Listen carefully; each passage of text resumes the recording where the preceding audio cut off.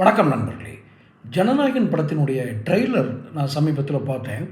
அதில் பல காட்சிகள், அவரோட ஆக்ரோஷமான உடல் அசைவுகளோடு உள்ள காட்சிகளை பார்த்தேன். 2 விஷயங்களை அதில் நான் குறிப்பிட விரும்புகிறேன். ஒன்று, ஒரு கார் மேலே ஏறி உட்காந்துக்கிட்டு அவர் ஒரு வசனம் சொல்கிறார். நான் திரும்பி போகிற ஐடியா இல்லை. இதில் பல மீனிங் அந்த படத்தில் அந்த கதைக்கு அந்த இடம், அந்த வசனம் எந்த இடத்தில் பொருந்துகிறது என்பது வேறு. ஆனால் நான் திரும்பி போகிற ஐடியாவே இல்லை அப்படிங்கிறது இன்டைரக்டாக அவர் அரசியலில் இருக்கிறவங்களுக்கு சொல்கிற செய்தியாக தான் பார்க்கப்படுது. ஒன்று. 2வது, அரசியல் செய்ய சொன்னால் கொலை செய்யவா வந்தீங்க அப்படின்னு யாரோ ஒரு 10 பேரை சவுக்கால் அடிக்கிறார். இப்படி ஒரு ட்ரெய்லரில் இந்த 2 காட்சிகளையும் பார்த்தேன். இது அரசியலோடு சம்மந்தப்பட்டதாக நான் கருதுகிறேன்.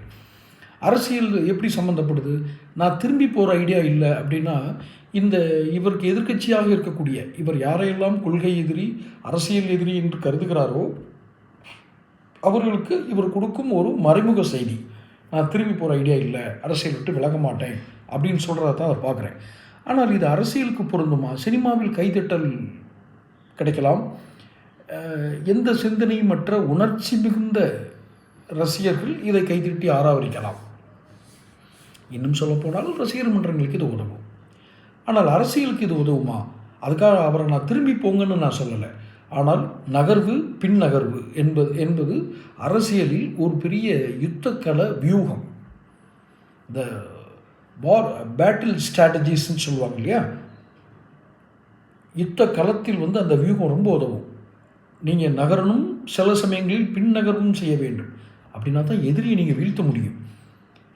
அப்போ இன்னமும் ஒரு இம்மெச்சூர்டு டைலாக்ஸை சினிமாவில் டெலிவரி பண்ணி அது உணர்ச்சிவசப்பட்டு வியாபாரத்துக்கு உதவலாம். ஆனால் அரசியலுக்கு அது உதவுமா? தெரியாது. திரும்பி நிரந்தரமாக போங்கன்னு யாரும் சொல்லலை. உங்களுக்கு இன்னும் பயிற்சி இல்லை, அரசியல் முதிர்ச்சி இல்லை, நீங்கள் அரசியல் களத்தில் செய்யக்கூடிய அந்த முதிர்ச்சி உங்களிடம் இல்லை.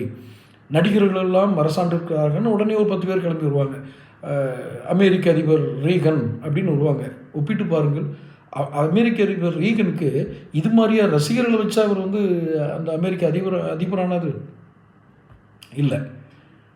2வதாக, அரசியலுக்கு மக்களுக்கு நன்மை செய்ய வர சொன்னால் கொலையாக பண்ணுறீங்க அப்படின்னு ஒரு 10 பேர் அடிக்கிறார். இது யாருக்கு அவர் கொடுக்கும் மறைமுக செய்தி?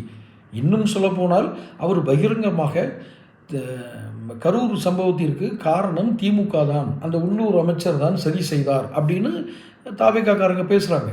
விஜய் அவர் இங்கே இப்படிலாம் பேச மாட்டார், அவர் பேசவே மாட்டார்.